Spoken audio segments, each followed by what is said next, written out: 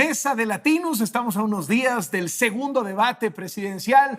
Muchísimas gracias por estar con nosotros, Denise Dresser, Héctor Aguilar Camín, muchas gracias, Jesús Silva Herzog Márquez, Carolina Hernández Solís. Gracias. Tengo nada más 79 preguntas para ustedes. Tienen un minuto para responder. Que son temas diversos. No van a poder hablar mucho, más bien voy a hablar yo, pero... ¿Cómo te fue en el postdebate, Jesús? Platícanos, Jesús. Pues Platícanos, estuvo ¿qué tal duro, ya entiendo lo que han vivido ustedes estos años.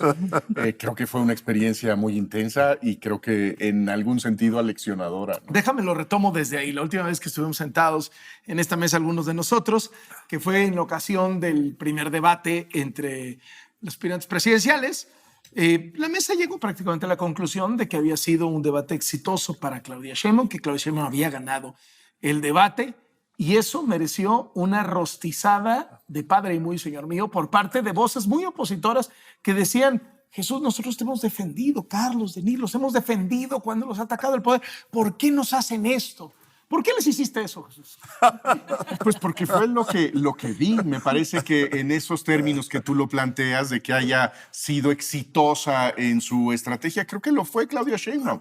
Y en ese sentido me parece que lo que han sido estos días después del debate, de la reacción de Xóchitl Gálvez, de alguna manera confirman esa percepción, esa reacción, el reflejo que tuvimos en la mesa. Creo que sí, ella misma Gálvez dice: no fui yo, ahora sí voy a hacer, hasta me voy a ir vestida diferente, no voy a hacer caso a mis asesores. Sí, hay una admisión tácita de que le fue mal, ¿no? Por supuesto, han sido semanas de control de daños en donde reconoce que estuvo en un personaje que no era el suyo y que no fue certera en lo que tenía que hacer. Incluso creo que se pasa en estos momentos cuando dice todo esto abiertamente y donde quiere mandar al carajo a sus asesores.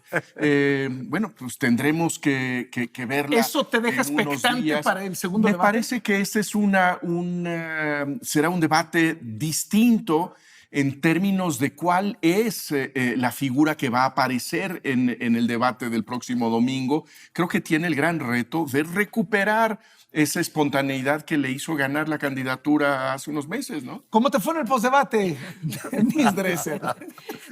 Pues del post. No, la misma letanía, los ataques infundios, vieja, fea, menopáusica, mal cogida. Por cierto, nada de eso es verdad. Pues es importante precisar. Bueno, lo de fea es debatible, pero ahora vino del otro bando. Porque habiendo sido muy crítica del López Obradorismo durante los últimos 5 años y medio, ahora la crítica provino de los afines a Xóchitl, los Xóchitl lovers, que tristemente despliegan muchas veces aquello que critican del otro bando: la intolerancia, la negación a la crítica, la incapacidad de reconocer errores, el que si criticas es que ya te compraron, ya el otro lado te llegó al precio. Cuando yo explícitamente dije: ganó Claudia, pero por las peores razones, por haber mentido. Y le fue mal precisamente a Claudia Sheinbaum en el postdebate porque diversas organizaciones, intelectuales, académicos la confrontaron con sus propias mentiras. Bueno, el presidente estaba enojadísimo con ella porque no lo defendió. Sí, o sea, en esta estrategia de Claudia Sheinbaum de no contestar ninguno de los cuestionamientos, el presidente termina enojado con ella, ¿no? Porque no defiende su legado, porque no defiende a su familia, porque ella a lo suyo. En eso coincidimos en la mesa. Fue muy disciplinada, se autocontroló. Ella traía un mensaje e independientemente de las preguntas ciudadanas, que por lo visto no le importaron en lo más mínimo, ella llegó a decir que había cero impunidad en feminicidios, llegó a decir que el manejo del crimen organizado en la ciudad era, o sea, se había acabado con ello. Exactamente, o sea, ella describió, bueno, no nos habíamos dado cuenta que Claudia Sheinbaum lleva estos 5 años y medio gobernando Dinamarca, o no, más bien Copenhague, o sea, hemos vivido en Copenhague sin saberlo. Pero quienes nos critican creo que no entienden nuestro papel. y creo que tú lo mencionaste en algún foro en el que estuvimos recientemente, valdría la pena en algún momento debatir cuál es el papel ético del analista, de el que forma opinión, del que escribe, en un contexto de erosión democrática, porque quienes nos criticaron nos están exigiendo que estemos parados con la otra candidata en defensa de la democracia, cuando la defensa de la democracia también incluye la defensa del pensamiento libre, de la crítica, de exigirle a quienes actúan mal que actúen de mejor manera. Aquí la crítica a Xóchitl también era en el sentido de, oye, ponte las pilas, si realmente quieres representar a la oposición, tienes que tener un mejor desempeño en el siguiente debate, lo cual me parece absolutamente legítimo. Héctor Aguilar Camín, digamos, más allá de los exabruptos y los insultos que nos llevamos, etcétera, etcétera, había una discusión que me parecía más de fondo y más interesante, y es, no es momento para andar de críticos. Es decir, es tal lo que está en juego en esta elección, y en pocas palabras está en juego la democracia mexicana, que no se pongan fresas y digan que ganó Xóchitl. Mira, Orwell decía que la crítica consiste en decir lo que la gente no quiere oír. Pues yo creo que la participación en una mesa como estas es decir lo que uno piensa, y los candidatos y los políticos deberían de hacer una profesión de saber escuchar lo que no quieren oír, porque probablemente es ahí, en eso que no quieren oír, en donde está la respuesta para muchas de las cosas que hacen equivocadamente. Y Xóchitl yo creo que tomó ese lado. Esa es la impresión que a mí me da por lo que acaba de contar Jesús. Sí. Efectivamente, desde cómo la vistieron. Ella no se viste así. Ella se viste con su huipil y se ve muy bien con su huipil y es muy natural en su huipil. Ella no se maquilla así. Si tú llegas vestido, forzado a cualquier lado, ya estás mal. Y a un debate, pues ya estás mal. Entonces, hay muchos errores. Ahora, el error mayor que yo encontré en Xóchitl, en realidad, no fue otro que el no haber insistido con Claudia en que no contestaba. Arrinconado. Contesta, no a mí, contéstale al pueblo de México, no a mí. Con eso hubiera equilibrado el debate. Ahora, ¿te esperas que eso cambie para el segundo debate? No. El debate estaba de partida totalmente favorable para Claudia Sheinbaum, porque tiene tantos temas, tantas preguntas, tantos minutos para contestar cosas complejas. Acabaron hablando casi tanto los comentaristas, los conductores, como los candidatos. Entonces, bien a bien, salimos todos en una boruca de quién sabe de qué hablaron, y al final la conclusión era, pues la otra estuvo fría y dura y Xóchitl no estuvo suficientemente agresiva, y el debate que viene va a ser igual de mal planteado, absurdamente lleno de temas gigantescos. Los acabamos de leer antes de entrar. Sí. ¿Cuántos eran? 7 temas. ¿Cómo es posible? Desde calentamiento global, desarrollo sustentable, infraestructura, economía, pobreza. Pues va a ser un desastre. Salvo que se brinquen las reglas y digan, yo voy por acá. Ahí vamos a ver. ¿Oh? Ahí vamos a ver. Carolina. Yo solo los estoy viendo arder. No estuviste en esa vez, pero Desgraciadamente no pude. Pero vas a estar en la del domingo. Pero yo sí estoy acostumbrada, no como Jesús, que me lo sacaron totalmente de juego. ¿Por qué me le dicen cosas?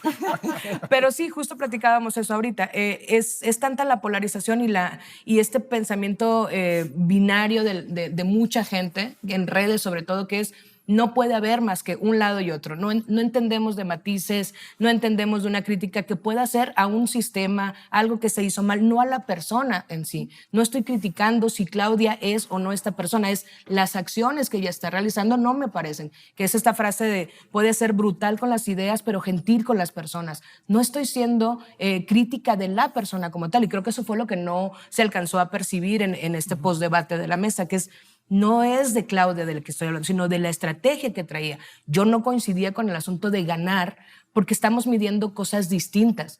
Para Jesús el hecho de ganar era porque, claro, cumplió con su estrategia y entonces ganó en medida de su estrategia. Para mí era como, a mí no me parece que alguien que no conteste esté ganando, pero ciertamente si su estrategia era esa, pues ganó. Maines, por ejemplo, que nadie le hablaba, ahí tenemos un tercer candidato, se llama Maines, se apellida Maines, y él, a mi juicio, ganó porque lo conocen como un meme, pero en este país que seas un meme ya es que estés en la conversación. Y Movimiento Ciudadano lo que mejor hace es capitalizar memes. Entonces, ¿Canciones? y canciones, es número uno, desbancando a Peso Pluma, la canción de Maines. Entonces, sí creo que es bien difícil, no la cantes porque luego no la saques de la mente, pero sí creo que es muy difícil hablar de los proyectos sin que la gente sienta que o tienes que estar de un lado o tienes que estar del otro. No tienes que estar de ningún lado. Puedes transitar entre lo que se está haciendo bien y lo que no se está haciendo bien. Pero además yo agregaría que una de las razones que hacía o que ha hecho atractiva la candidatura de Xóchitl Gálvez es que plantea una plataforma de centro. Lo que la hizo atractiva para los partidos de la coalición, para quienes tienen una visión que no es la de reinstaurar lo que estaba en el 2017, Xóchitl Gálvez representaba o ha representado eso, un espacio en donde puede haber el reconocimiento de lo que hay en un espacio y del otro. Y lo que me parece trágico, quizá inevitable en ambientes tan polarizados como los que habitamos en este momento, es que ese espacio que es explícitamente centrista parece imposible, que incluso quien está tratando de reivindicar esa plataforma no puede defender ese argumento que implica esencialmente diálogo. Que implica la posibilidad de sentarnos quienes pensamos distinto, ¿no? Yo diría que no solo es que esté en el centro, es que ha demostrado ser ideológicamente flexible y tomar lo mejor de propuestas de izquierda, propuestas, digamos, de corte más neoliberal y ver lo que funciona en términos de el efecto de una política pública independientemente de quién lo proponga. Y creo que el debate público debe estar basado en argumentos, no en identidades. Y el problema de la forma en la que nos criticaron es que nos pusieron en una identidad. Ahora ya eres el que traiciona la democracia porque quiere ser neutral y objetivo. Yo no soy neutral. Yo prefiero la democracia al autoritarismo. Siempre exigiré la rendición de cuentas y la transparencia y odio la mentira, pero eso aplica para todos los candidatos. Ahora, en este postdebate y en lo que llevamos de la campaña, ¿qué tipo de régimen nos está dejando ver Claudia Sheinbaum que encabezaría? Porque un poco el mensaje a las élites, el mensaje a las élites intelectuales, mediáticas, económicas, muy por abajo de la mesa es: comprendan que Claudia ahorita tiene que parecerse a Andrés Manuel, pero cuando llegue va a ser diferente, va a ser otra. ¿Qué nos dice? Y al mismo tiempo se genera esta discusión de ¿dónde están ustedes parados frente a lo que está en juego el 2 de junio en la elección? ¿Qué podemos intelegir de qué es lo que realmente está ofreciendo Claudia Sheinbaum en esta elección? Bueno, creo que está en primer lugar heredando un régimen político prácticamente autoritario. Me parece que se han desmontado de tal manera los contrapesos que quien gane la presidencia, que si Claudia Sheinbaum gana la presidencia, pues tendrá todos los instrumentos que son propios de un sistema ya no democrático. No ha habido en ninguna expresión de Claudia Sheinbaum la idea de que es saludable tener contrapesos, de que es conveniente para la gobernabilidad del país tener voces que pudieran tener disensos institucionalizados, sino por el contrario, el de que es necesario, que sería útil contar con esos instrumentos autocráticos. En ese sentido, podemos nosotros darnos cuenta que habría quizá estilos distintos, pero ella se siente, al parecer, como la beneficiaria de una contratransición autoritaria. Bueno, yo lo que veo es lo mismo que dice Jesús. Yo creo que Claudia está en el proyecto de López Obrador y es un proyecto que ha avanzado mucho, en eso tiene toda la razón Jesús. No creo que es suficiente para haberse arraigado, pero le falta un ministro en la Suprema Corte para que no tengamos Suprema Corte. Es decir, para que la Suprema Corte no pueda nunca definir como anticonstitucional una ley, un decreto o una medida del gobierno. Estamos a un ministro de eso. Ese ministro va a salir en noviembre. Se llama Luis María Aguilar. La presidenta en turno tiene la facultad de presentar 2 ternas. Si las 2 ternas son rechazadas por el Congreso, puede nombrar directamente a la siguiente ministra o al siguiente ministro. No tiene más que escoger 7 gentes, en el caso de que sea Claudia Sheinbaum, absolutamente morenistas, 7 Lenia Batres. Y con eso dejamos de tener Suprema Corte en la facultad fundamental, que es arbitrar la constitucionalidad de las decisiones de la mayoría en el Congreso y del Poder Ejecutivo. Entonces, yo no veo ninguna razón por la cual un político profesional se rehúse a tener esos poderes. Llámese Claudia Sheinbaum o llámese como sea.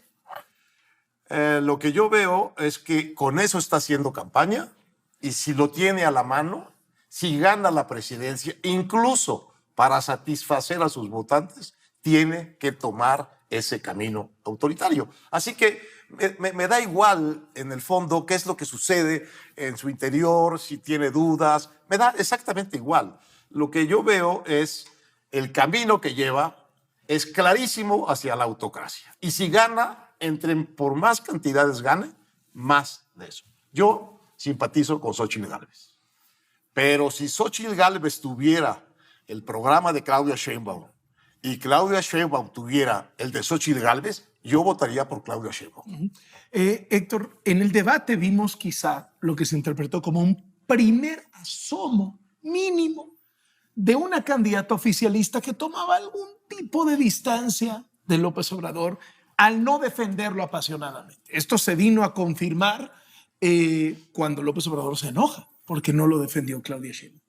Y de inmediato, Claudia Sheinbaum recula, baja la cabeza, y yo no sé si estaremos en la víspera de ver en el segundo debate una Claudia Sheinbaum que va a defender a López Obrador a capa y espada. Y dice una cosa que quiero citar, la dice en Tijuana.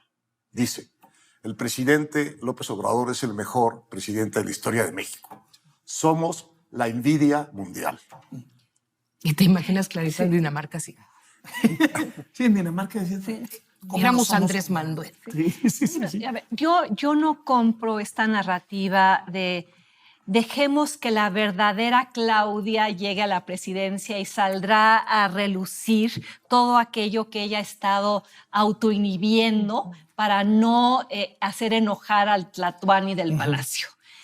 Esta nueva Claudia va a ser racional, va a tomar decisiones en función de la evidencia, no va a ser ideológica, va a ser pragmática. Sí va a escuchar a los científicos, sí va a escuchar a los médicos.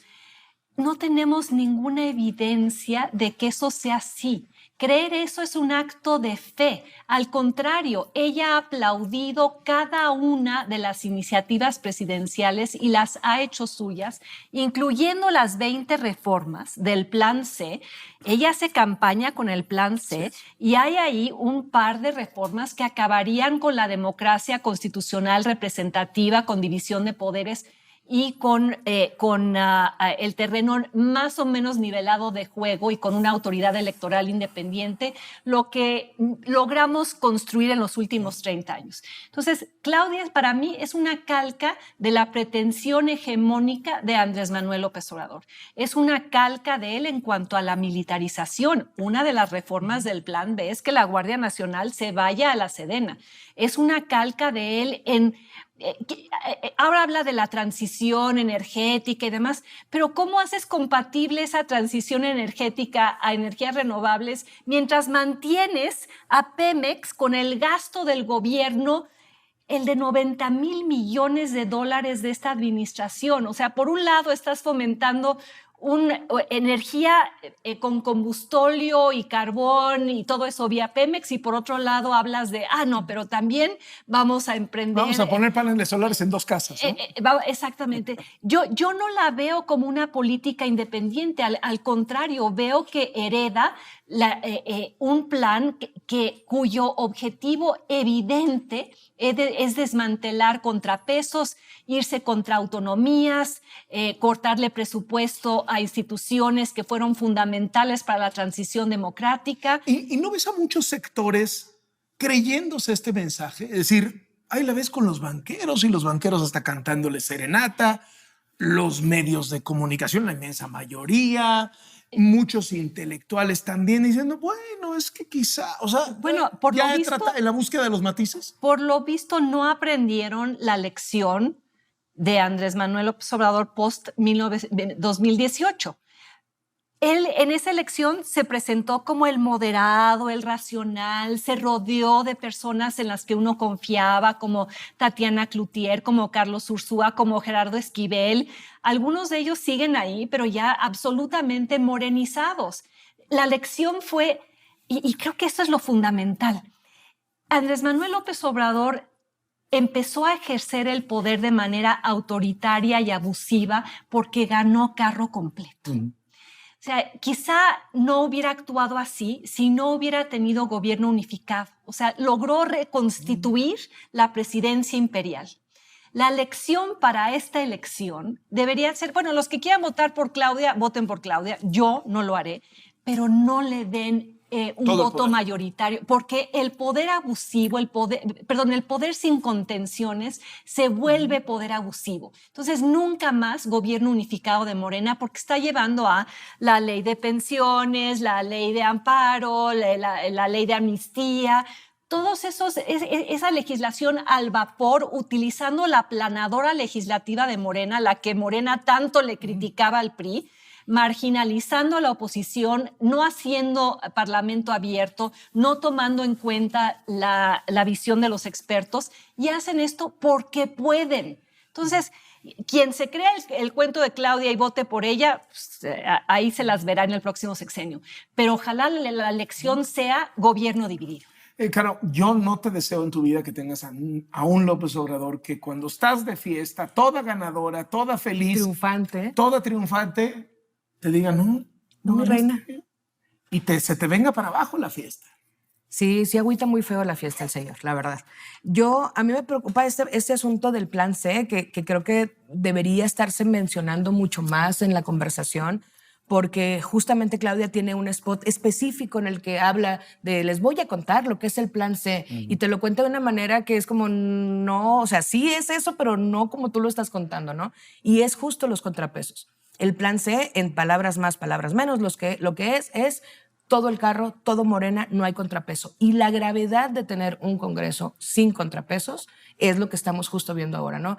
Pero otra vez, yo insisto mucho siempre en la corresponsabilidad de nosotros los ciudadanos. También hay que informarse. Cuando te dicen plan C y no lo entiendes... Ahora, ¿es plan C? Quiere decir que hubo un plan A y que hubo un plan B que no pasaron. Estamos hablando de un plan C, ni siquiera es su plan inicial.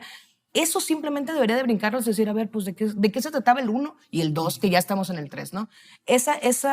Para mí eso pinta completo hacia dónde va, o hacia dónde iría su gobierno. No quiero disidencias, no quiero que nadie piense distinto que yo. Es decir, esa es la verdadera Claudia, no una imagen matizada. Yo quería pensar en esa imagen matizada, me gustaba la idea de pensar en algún momento se va a desmarcar, entiendo que es complicado ahorita, pero sí, justamente, si me voy para atrás en lo que ha gobernado, pues tienes razón. Ciertamente no hay ningún dato que me diga que ha sido distinta a la que yo imaginaba que pudiera ser. Ahora, estamos, creo, en una situación históricamente inédita, que es la formación de una política personalista como no conocíamos en la historia de México. Creo que no hay ningún registro en décadas en donde tuviéramos esta presencia tan abrumadora de una persona que no deja a nada crecer alrededor suyo. ¿Qué es lo que puede pasar en octubre de este año? pensaremos efectivamente que habrá en la presidencia de la República alguien que sigue las instrucciones a través de algún medio misterioso que vienen del rancho de López Obrador. Me parece que finalmente tenemos un régimen presidencial y quien ocupe la presidencia en octubre será presidenta y tiene, a mi juicio, inevitablemente, casi diría fisiológicamente, que ocupar y ejercer el poder presidencial. ¿De qué manera puede entablarse esa relación con el promotor, con el padre fundador del movimiento, etcétera? Creo que es algo que no está escrito. De tal manera que si también anticipamos con el cuento de que ya está todo resuelto porque va a ser simplemente el muñequito del Todopoderoso, también me parece que estamos dando pasos demasiado acelerados. Pero si no entiendo mal, un poco la argumentación de Héctor es, no necesita haber un teléfono rojo de Macuspana al Zócalo de la Ciudad de México, porque ella ha estado demostrando que va a poner un impresentable en la Suprema Corte y a partir de ahí me extiendo y digo, adoptó el plan C, adoptó los 20 puntos de López Obrador, es decir, no ha dejado de decirte, necesito que me hable, quiero ser como él. Voy a usar todos los instrumentos de este poder autoritario que estoy heredando para los propósitos que tenga Claudia Sheinbaum, que no me parecen en términos económicos, en términos institucionales, radicalmente distintos, ni moderadamente distintos a los de López Obrador, pero serán suyos, me parece, ¿no?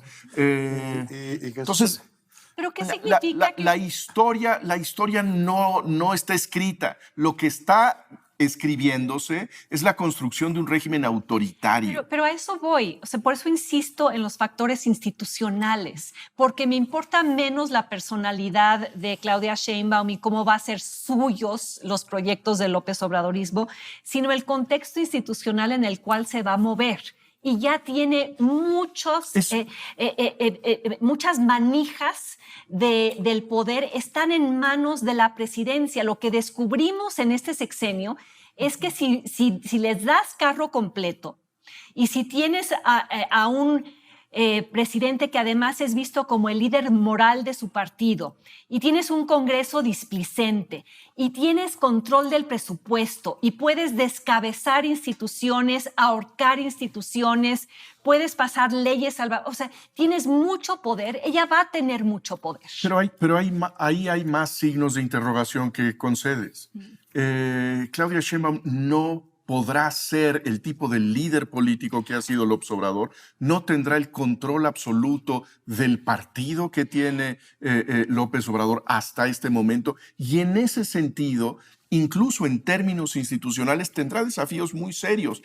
Y además, esto lo subraya mucho Héctor, pues tendrá que vérselas con la realidad. Por supuesto, pero una cosa es intencionalidad y otra la capacidad de llevar a cabo esas intenciones. La intencionalidad me parece que es hegemónica. Es gobernar sin contrapesos, sin autonomías, sin tomar en cuenta la oposición. Y luego la capacidad de hacer real esa intención, yo creo que va a ser, sí, en eso coincido, mucho más limitada, porque no tiene la capacidad del presidente de sonreír, chacotear en la mañanera, patear la lata hacia adelante, desactivar los problemas con humor, cambiar de tema fácilmente, todo lo que a él le ha dado un margen de acción mucho más grande frente a la conflictividad social y frente a las exigencias reales que se le plantean, por ejemplo, en la mañanera o con las madres de los desaparecidos o los padres de Ayotzinapa. Creo que para ella va a ser mucho más difícil enfrentar esas condiciones complicadas del país. Ahora, Héctor, decías, no espero mucho del segundo debate.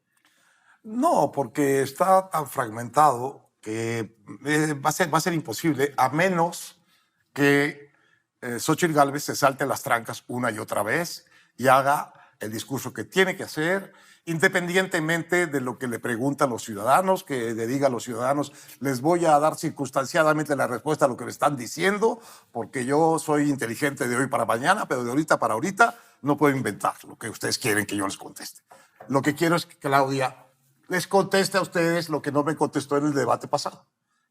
Y ahí, ahora, yo creo que en este cambio de gobierno van a pasar dos cosas. Una muy buena para la vida pública en general, para la República y para la presidenta.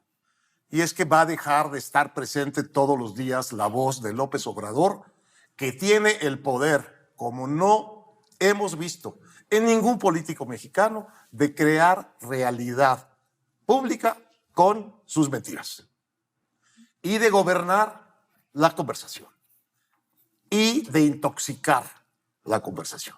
Eso va a desaparecer y va a ser un alivio público general. ¿No le alcanzaría, por ejemplo, si gana Claudia Sheinbaum, para continuar eso? Un poco heredera del teflón, heredera de las mañas. Mira, mi hijo Mateo tiene la hipótesis, tengo una apuesta hecho con él, de que López Obrador se va a convertir en algo público que le permita seguir hablando. Por ejemplo, en el líder vitalicio y moral de Morena.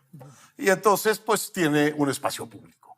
Espero, esa es la idea. ¿Mateo qué dice? Esa es la idea de Mateo. Okay. O algo equivalente. Yo hice una apuesta en contra. Espero que no me la gane. ¿Qué le pusieron? ¿Cuánto le pusieron? No, en fin. No, porque me gustaría que fuera público. ¿No? O sea, que un coche. Allá, Un coche. nos participen. Bueno. No. ¿Va en serio? Entonces, No, grande. esa es una cosa buena que va a suceder.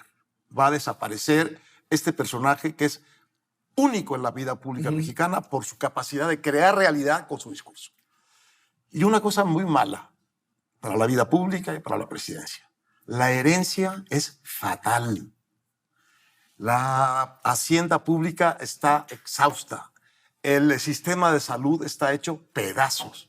El crimen reina en regiones y regiones de la Ciudad de México. Y el partido en el poder tiene un liderato que no es Claudia Sheinbaum, sino el señor que va a estar en Palenque. A ver si le estás ¿Qué va a salir de eso? Nada bueno. Un gobierno con una dificultad real y con unos problemas reales de tal tamaño que de partida va a ser un gobierno que va a necesitar ayuda de los demás. No va a tener fuerza por sí mismo. Ya se le está estrellando esa realidad en la cara a Claudia Sheinbaum. Bueno, Va a a Chiapas ver. y dice, ¿qué tal están los servicios de salud? Y los morenistas, mal. ¿Pero qué les falta? Todo. ¿No? Agarra su coche, sale de ahí ¿Y el y retén? se topa con un retén, ¿no? Que luego quiere decir que nosotros inventamos y demás, pero está claro, ya todo el mundo le dijo. Le salió muy bien esto. a ustedes esa producción. Pues sí, qué bárbaro. ¿no? Tienen Le muchas salió. franquicias en Nuevo Laredo y en Sinaloa, ¿verdad? Porque yo las he visto así. Y en Michoacán. En Michoacán. ¿Sabes Tamaulipas. cómo ha crecido lo de Latino? Qué bárbaro. Qué ¿Cómo excelente sabes decisión. Que tenían el negocio de los retenes en la República ¿De Mexicana. que, ¿Cómo crees que se mantiene esto? O sea, ¿tú crees que estas luces se pagan solas? ¿Cómo crees que nos la cobra Barclay? Cara la electricidad. A ver, ¿eres hectorista o mateísta? ¿Crees que se va a desaparecer de la vía pública Yo, López Obrador? pero Gane quiero quien gane? también un carro. Porque voy igual que Mateo. Yo no creo que se vaya a desaparecer. Yo incluso hasta pensé una religión, una secta, pastor de algo. Escribo libros, hago conferencias. El evangelio diario. Algo. Yo sí lo veo, pero sin un problema. Ahora, sí, ya no va a estar Andrés Manuel, pero Claudia dijo que ella va a estar, o sea, que va a continuar las mañaneras si ella gana. Lo cual me parece que tampoco es que estemos ganando mucho el que no esté Andrés, pero esté Claudia. Porque tampoco... ¿Cuánto te aguanta Sheinbaum una mañanera? O sea, Ajá, sin sí, que sí, de sí. pronto te metas a YouTube y veas que en vez de que haya 30,000 personas, estén haya 4 12. personas. ¿Cuánto te aguanta? Bueno, ¿Qué duración Lo diaria? que tú me dices es que no es carismática. No me digas, no sabía. Válgame. Creo que te estás... No me voy a meter en Eso lo dices tú, ¿eh? Pero bueno, es lo que ella propone, ¿no? Además, tampoco les ha importado mucho que la gente esté de acuerdo o no con lo que hacen. Tampoco veo por qué diría, mira, a la gente no le está gustando, diablos, tengo que retirarme. No lo han hecho antes, no creo que lo hagan ahora, eso por un lado. Sí, no creo que se retire de la vida pública porque no ha dado indicios tampoco durante 30 años de que le gusta estar en donde está su rancho, me voy a contener. Pero, Carlos, son dos cosas. Una es que no se retire, obviamente no se va a retirar. Y otra es que tenga una mañanera todos Claro. los días que nos la encontramos hasta en la sopa. Un Son buen dos cosas concentrativo. distintas, Sí, es un respiro. ¿no? Bueno, tenemos de este lado a Denise Dresser, que nos acompaña desde la Ciudad de México. ¿Usted va por el coche o no va por el coche? Yo creo que el observador no se retira. no sé cómo se va a mantener públicamente visible y viable sin que le resulte incómodo a Claudia. Pero yo creo que para él está demasiado. ¿Y si es juego. Xochitl? La guerra. Sí. No es la guerra. Ahí tiene más posibilidades de estar públicamente ¿alguien todo el aquí, tiempo. ¿Alguien claro. aquí cree que Andrés Manuel López Obrador, de ganar Xochitl, le reconocería la victoria? Desde ahí empezaría la guerra. Desde ahí. Vayan cerrando Reforma, Sí. la calle, porque la va a cerrar. Y en la medida en la que, supongamos que Claudia empiece a caminar sola, con su mañanera, su estilo, sus proyectos, rápidamente se va a enfrentar a la realidad, a las constricciones presupuestales, a la criminalidad, a el desastre en salud. O sea, lo que se ha podido de alguna manera tapar con la retórica del presidente, con la 4T, yo siempre lo he dicho, más que un gobierno es una narrativa y ha sido una narrativa muy exitosa. Sí. Yo no creo que Claudia sea capaz de mantener esa narrativa. Entonces, ¿de qué manera entra el presidente a corregirla, a aumentarla, a cuidarla, a resignificar, a decir esto es lo que en realidad Claudia quiso decir y para acá vamos y seguimos adelante con lo mismo?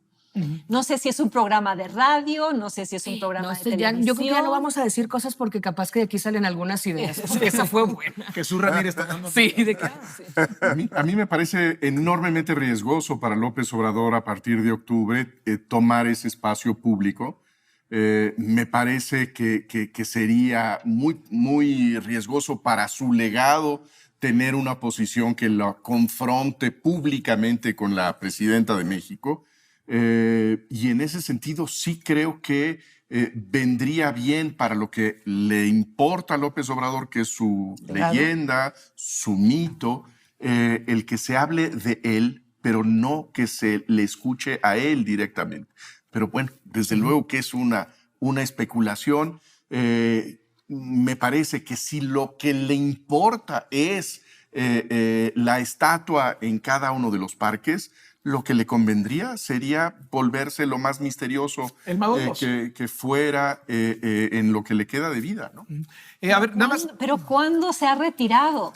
Sí, que no sabe hacer absolutamente nada ¿Cuándo más. ha cultivado el Sí, misterio? sí, sí. ¿Cuándo ha sabido retirarse un poco para generar expectativa o deseo de escucharlo? Jamás.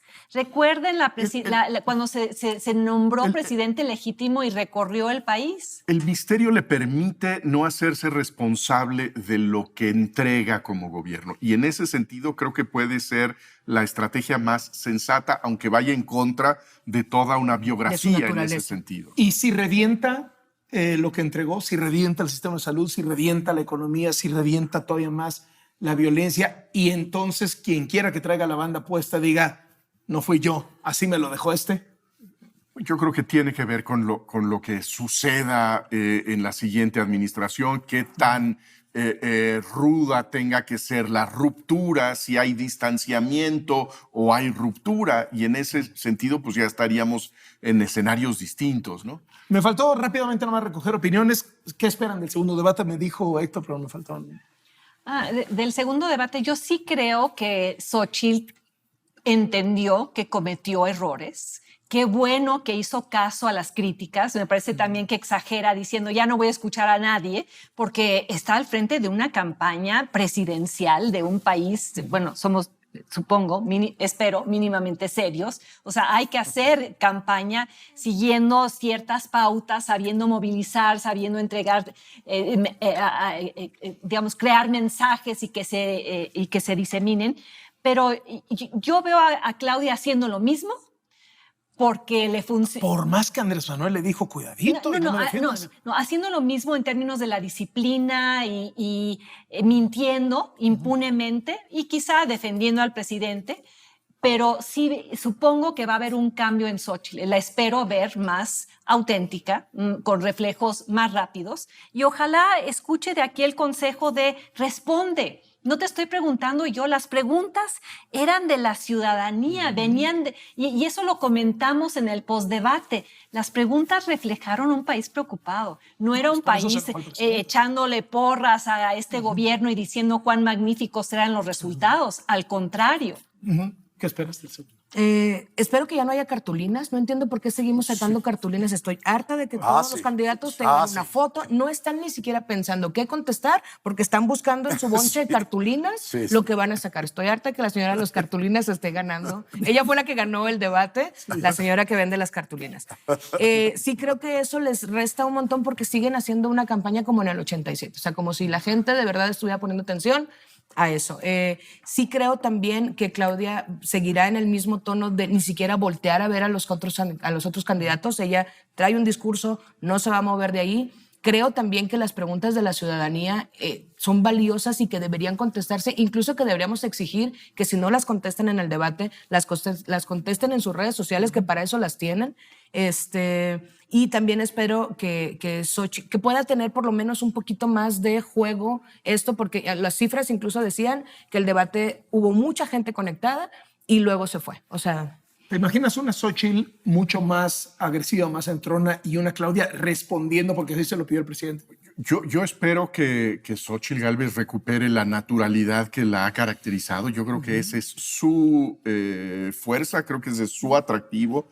Y me parece que se dio cuenta de que lo que le falló fue que estaba representando a un personaje falso. Yo espero que esa sea la lección del primer debate. Y sí imagino a Claudia Sheinbaum con un López Obradorismo recargado en donde va a tratar de volver a decir que no ha habido presidente en la historia de la humanidad tan grandioso como Andrés Manuel López Obrador. Una nota, pie de página. Cada vez que puede, Claudia Sheinbaum voltea y le dice a Xochitl, la candidata del PRIAN. Acabo de leer una biografía interesante de Xochitl Gálvez que hizo Ivonne Melgar, que la conoce muy bien, y ahí describe cómo en al menos 2 ocasiones Andrés Manuel López Obrador y Claudia Sheinbaum invitaron a Xochitl Gálvez a formar parte primero del PRD y luego de Morena. Veían en ella este progresismo, veían en ella esta capacidad de conectar, de representar a los pueblos originarios, en fin. Y de pronto ya para ellos la candidata del PRIAN. Y cuando yo escuchaba esto, yo me preguntaba por qué Xochitl no le reclama a Claudia Sheinbaum la alianza con el Verde. El país está tapizado de espectaculares de Claudia sosteniendo una planta, Claudia sosteniendo el planeta, Claudia salvando al planeta de la mano del Partido Verde. El Partido Verde, que quienes sí tenemos memoria, sabemos que ha sido el partido de los más sucios, corruptos, violadores de la legislación electoral, con toda una historia de hasta escorts tirándose de balcones en fiestas del Niño Verde, Manuel Velasco y cómo, ¿se acuerdan cómo se saltaron los del Partido Verde en el Senado a formar parte de Morena porque rehicieron la ley en el último momento para permitirle a Manuel Velasco ser senador y ser gobernador? O sea, esa alianza es, bueno, desfigura completamente la narrativa de Morena, el baluarte moral, el faro moral de México. Añado. Si quitas el PRIAN de Morena, ¿qué queda? Nadie, ¿no? De las preguntas del Andy, debate. Bobby, Van a arruinar Andy, Bobby y José Ramón nunca pasaron por el PRI, por el PAN, por el... Las preguntas van a arruinar el debate. Como reinaron la primera vez, va a ser una boruca, nadie va a entender nada, va a ser un desastre. A menos de que, y la única posibilidad de Xochitl es salirse del formato. Pero en las preguntas me parece que hay un reportaje interesante para latinos. De cuál es el país que está reflejado, las preocupaciones que están reflejadas en esas preguntas. Es un titipuchal de cosas y me parece que sería muy bueno, independientemente de lo que piensen los candidatos, qué es lo que la gente está buscando, lo que le está preocupando. Y ahí me parece que hay un gran material fresco. Déjenme les pongo en la recta final un par de temas más. El primero, en un mismo día, Morena anunció que iba a proceder con un juicio político en contra de la presidenta de la Suprema Corte, Norma Piña, con el objetivo de procesarla penalmente por la investigación que abrió en contra de Arturo Saldívar por las acusaciones de haber presionado a jueces, magistrados y ministros durante su gestión al frente de la Corte. El mismo día anunció que iba a dar vista a la Secretaría de la Función Pública y a la Contraloría Local por presuntos delitos cometidos por Xóchitl Gálvez, que podrían a su vez generar también procedimientos penales. Es decir, en la misma sentada, en la misma conferencia de prensa de Mario Delgado, se planteó que pudieran terminar en la cárcel la principal candidata de la oposición y la presidenta de la Suprema Corte. ¿Qué les dice este proceso sobre dónde está la cabeza de Morena y este tema Saldívar, Norma Piña, Xóchitl? Me parece gravísimo ese expediente que se usa tanto, que en el momento que hay una autoridad, un organismo autónomo que resuelve en contra de los propósitos del presidente, el reflejo de Morena es acusar a los otros de traidores a la patria y de amenazarlos con un juicio político. Me parece que refleja una descomposición política muy profunda. Ahora, creo que ese es un asunto muy importante, el de las acusaciones en contra de Arturo Saldívar y el entorno del expresidente de la Suprema Corte. Y me parece que independientemente de dónde haya salido este escrito anónimo que hace toda este recuento de ilegalidades, todo esto tiene que ver con una confesión y una acusación que viene del presidente de la República. Es el presidente de la República quien declaró abiertamente que el presidente de la Suprema Corte de Justicia era su representante, que era su mandadero, que le servía a los propósitos del presidente. Y creo que la otra punta de este escándalo es que Claudia Sheinbaum lo hace a este hombre su principal asesor jurídico. ¿De qué manera puede entablarse un diálogo con la comunidad jurídica, con el Poder Judicial, cuando se tiene de vocero, de representante, al hombre con mayor desprestigio en esa comunidad? Sí, a mí también ese asunto de Xóchitl, de cómo están buscando, todo es un complot, para el gobierno todo es un complot. Si alguien acusa a otra persona, es un complot. Si ellos acusan, no necesitan datos ni pruebas ni nada más que su palabra, porque su palabra es verdad absoluta, ¿no? Por eso creo que va más para Pastor, porque tiene como que este dote de Mesías, ¿no? Y en el asunto de Xóchitl también creo que es un poco el irse a buscar y escarbar cosas porque siempre optan por distraer. Te estoy diciendo que Claudia tienes esta casa, explícame. Te estoy diciendo que los hijos tienen esto, explícame. Sí, pero ellos, déjame escarbar cuánto ganan, déjame escarbar cuánto tiene Xóchitl, déjame escarbar. Y pierden otra vez el foco de lo que estamos haciendo, pero además permean la narrativa. La gente entonces empieza a hablar de qué estará pasando con Xóchitl y lo que estará pasando con Arturo. Lo que sucede con Norma Piña es ya parte de un patrón que comenzó desde el día que Saldívar dejó la corte. Es la embestida constante a una corte que bajo Norma Piña deja de ser una corte en muchos sentidos que le hacía favores al presidente. Si lo que las investigaciones lo que las acusaciones revelan es cierto, aunque fuera solo una parte fuera cierta, es un escándalo mayúsculo, venta de sentencias, presiones, extorsiones a jueces, para que todos dieran sentencias favorables al presidente. Y así se asumió Saldívar.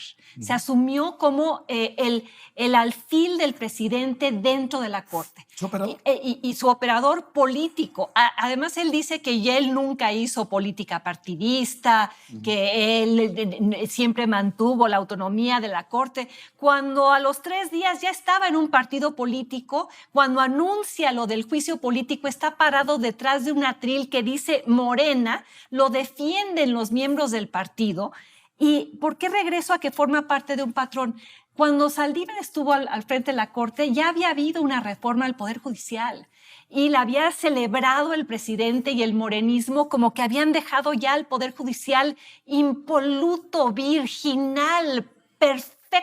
Se va Saldívar, entra Norma Piña y empieza a tratar los temas incómodos para el presidente y empiezan las acciones de inconstitucionalidad y la Corte se pronuncia y se vuelve un contrapeso y entonces vienen los ataques. O sea, yo lo entiendo como una estrategia de quítense contrapesos, yo quiero gobernar a mi libre albedrío. Y lo del juicio político a Xóchitl es fascinante porque es el desafuero. No, es acusación penal a Xóchitl. La acusación penal a Xóchitl. Sí, no pero juicio político. pero la acusación penal El presidente no se acuerda de la forma en la cual la oposición en su momento trató de sacarlo de mala manera y de forma antidemocrática de la jugada para que no estuviera en la boleta. Está aprendiendo la lección, está usando eso, la lección que aprendió, para revivirla, para volverla a hacer, para sacarla manipulando al Poder Judicial e inventando acusaciones o exacerbándolas o inaugurando el Estado de Derecho con el caso de Xóchitl Gálvez. Mira, hay dos documentos. Es importante distinguir entre la denuncia anónima y la admisión de la Corte, del auto de admisión de esa denuncia anónima, que no es una acusación, es un ordenamiento de los cargos que hay en la denuncia anónima y qué le corresponde a cada uno de los funcionarios involucrados, empezando por Saldívar. Y es la instrucción de que no es una acusación, es la instrucción de que se abra una investigación sobre esos hechos.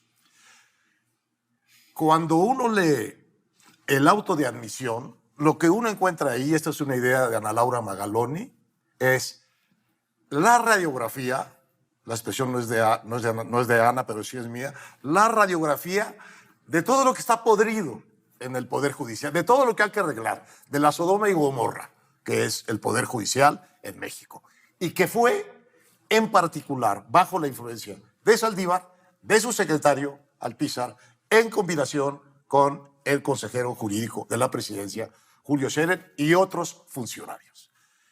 Esa es la reforma judicial y esa es una gran idea, yo creo, de Ana Laura, que hay que hacer. ¿Cuáles son las cosas que tienes que cambiar para que esto judicial no pueda hacerse? Ahora, abajo de esta denuncia hay una especie de rebelión de jueces y magistrados.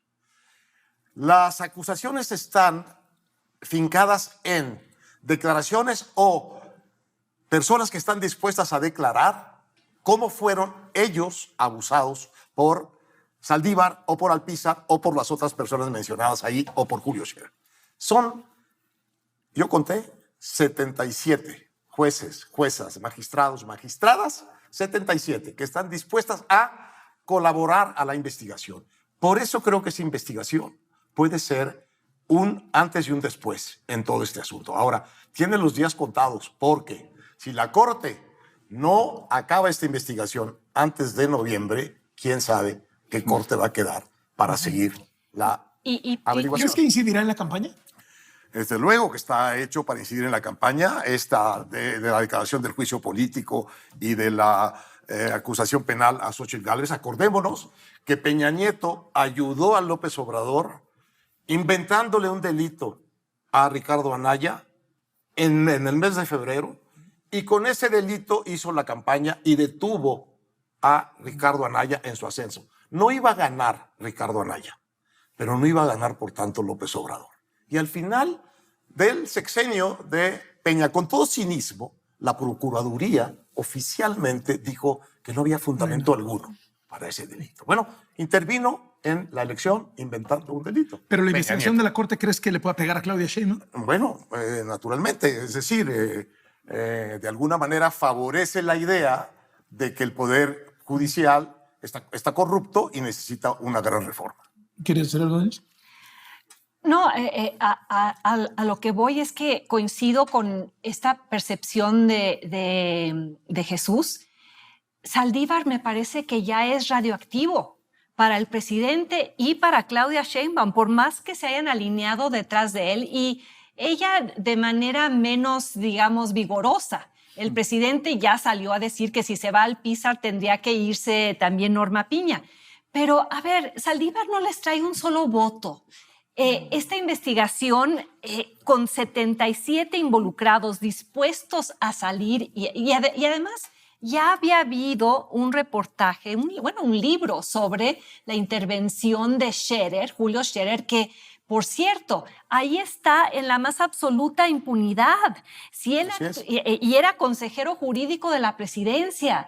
O sea, esto es una caja de Pandora que va a manchar a un montón de personas. Y si el presidente y Claudia siguen defendiendo a Saldívar, pueden ellos también acabar manchados. No quiero que nos vayamos sin una pasadita rápida a la contienda por la Ciudad de México, que hubo debate el domingo, un debate muy aplaudido, muy celebrado, muy entrado. No sé si lo viste. Por supuesto, Ajá, yo ok. ya casi soy Oye, citadina. Ya. Estoy a nada de Pero sacar mi visa. ahora sí te gustaron los botecitos de agua. En vez de Yo las estaba cajas. esperando que alguien dijera, pruébale.